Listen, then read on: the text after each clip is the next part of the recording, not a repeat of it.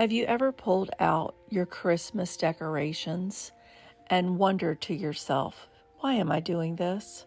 Why do I have so much stuff? Do I really want to pull all this out? Where's it going to go? And I'm tired, and nobody's really going to come see it anyway. If you've thought any of those things and you're feeling sad or a little bit down about Christmas, you're in the right place. Welcome to Ordinary Magic, Vlogmas, Day 4. Here we are, December 4th, and I'm still pulling out Christmas decorations and putting our last tree up. I don't get how it takes me longer when I am home more, but that's a whole other discussion.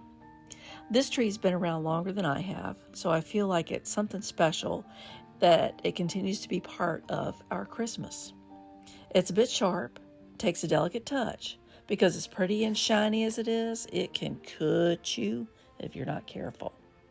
So even though it looks like I'm maybe not being so careful by flopping the branches around, I am trying to get them in order, and I'm trying to do my best not to cut my fingers up. It's also a bear getting the pieces into the middle pole because the holes aren't always cooperative. So you have to really be careful while you're trying to get everything in there. As well as it's in the corner, so only certain pieces can go in the back, and at times it looks a bit sparse, but I'm hoping when I put some ornaments on it, it'll fill it out a little bit.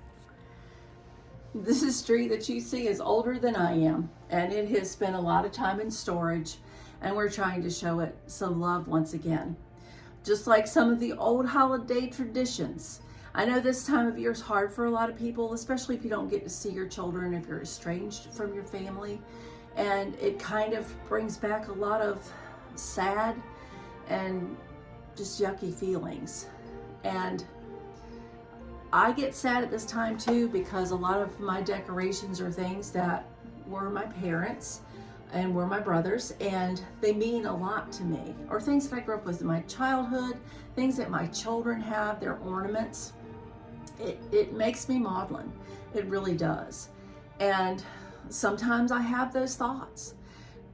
They're not going to come. Why do I do all this stuff when nobody's going to see it? And that's a voice from my past. And I just refuse to accept that. All of these things are memories that at some point brought me joy and still bring me joy. And I think I'm always going to be a kid, not just at Christmas, but to me, this is a celebration of just creating some magic, bringing back some childhood magic for me and for my hubs. And I'm very, very thankful that my husband is also a kid at heart. And so we have really embraced Christmas. We have brought back a lot of vintage Christmas, and it tickles us to pieces. So if the holidays are not what they used to be, you're not doing the same traditions, all of those things either have gone away, or your children are doing them with their children or with their friends, I just want you to keep in mind that you have the power to create your own traditions and come up with your own magic and joy.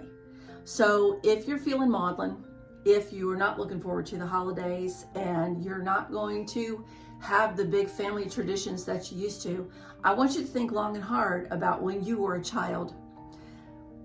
What was magical? What made Christmas magical for you? And if it wasn't magical for you, what would make Christmas magical for you? If you don't celebrate and you don't want to, there you go. You don't have to. You don't have to do anything like you used to.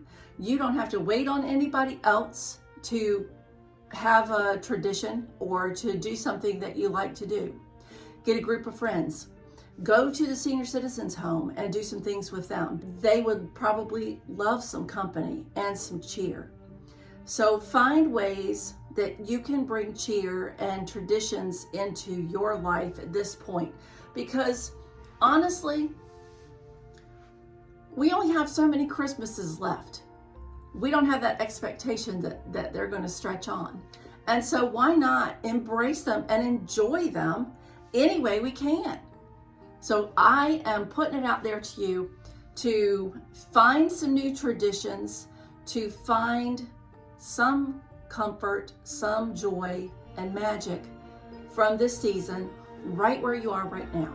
And if you are a midlifer and you have had to do a pivot and you do things differently than you used to, what new traditions have you instilled into your holiday to make it special for you, your spouse? I'd love to know, and I would love to see you tomorrow.